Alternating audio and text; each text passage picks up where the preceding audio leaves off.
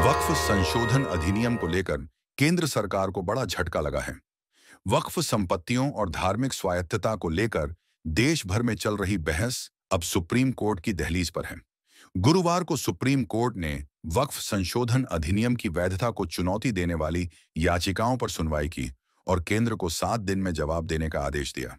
इतना ही नहीं, कोर्ट ने अगली सुनवाई तक वक्फ बोर्डों में कोई नई नियुक्ति और वक्फ बाय यूजर संपत्तियों को डी नोटिफाई करने पर रोक लगा दी। मुख्य न्यायाधीश संजीव खन्ना ने साफ कहा, इतिहास को फिर से नहीं लिखा जा सकता। तो क्या यह फैसला मुस्लिम समुदाय की चिंताओं को राहत देगा या सियासी तूफान को और भड़काएगा? आइए जानते हैं पूरी कहानी। दरअसल मुख्य न्यायाधीश संजीव खन्ना, न्यायमूर्ति संजय कुमार और के.वी. विश्वनाथन की सुप्रीम कोर्ट की 3 जजों की पीठ ने इस मामले में सख्त रुख अपनाया। कोर्ट ने कहा कि वक्फ बाय यूजर यानी बिना दस्तावेज के लंबे समय तक धार्मिक उपयोग वाली मस्जिदें और कब्रिस्तान जैसी संपत्तियां अगली सुनवाई तक डी नोटिफाई नहीं की जाएंगी। साथ ही वक्फ बोर्ड या केंद्रीय वक्फ परिषद में गैर मुस्लिमों की नियुक्ति पर भी रोक रहेगी।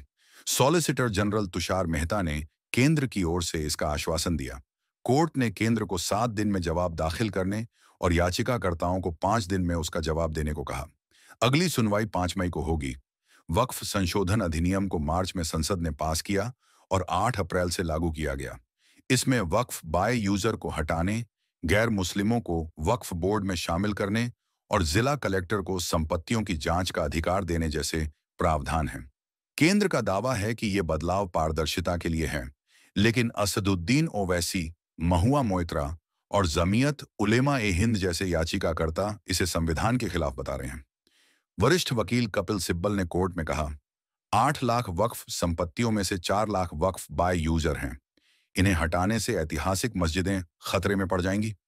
कोर्ट ने भी सवाल उठाया, 14वीं सदी की मस्जिद से दस्तावेज कैसे मांगे जा सकते हैं?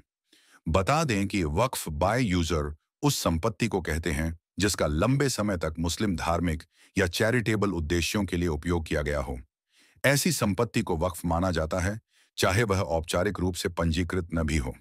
याचिकाकर्ताओं का कहना है कि यह अधिनियम मुस्लिमों की धार्मिक स्वतंत्रता और संविधान के अनुच्छेद 14, 15, 25 और 26 का उल्लंघन करता है।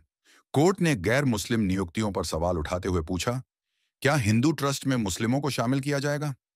दूसरी ओर केंद्र और 6 बीजेपी शासित राज्य हरियाणा, महाराष्ट्र, मध्य प्रदेश, राजस्थान, छत्तीसगढ़ और असम इस अधिनियम का समर्थन कर रहे हैं। सॉलिसिटर जनरल तुषार मेहता ने कहा कि पूरे गांवों को वक्फ संपत्ति घोषित करने की शिकायतों ने यह बदलाव जरूरी बनाए। सुप्रीम कोर्ट का यह अंतरिम आदेश मुस्लिम समुदाय की चिंताओं को कुछ राहत देता है, लेकिन असली जंग अभी बाकी है। कोर्ट ने पश्चिम बंगाल और त्रिपुरा में अधिनियम के खिलाफ हिंसक प्रदर्शनों पर चिंता जताई और इसे दबाव की रणनीति बताया। यह मामला न सिर्फ वक्फ संपत्तियों का है, बल्कि धार्मिक स्वायत्तता और संवैधानिक समानता का भी है। तो क्या सुप्रीम कोर्ट का अंतिम फैसला वक्फ संपत्तियों के भविष्य को नई दिशा देगा?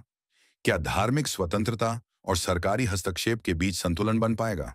अगली सुनवाई तक सवाल अनगिनत हैं और जवाब का इंतजार देश को है। आप क्या सोचते हैं? हमें बताएं कमेंट सेक्शन में। वीडियो को लाइक और शेयर करें।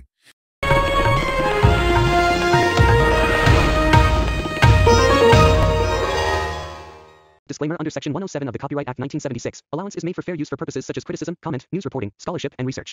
Fair use is a use permitted by copyright statute that might otherwise be infringing.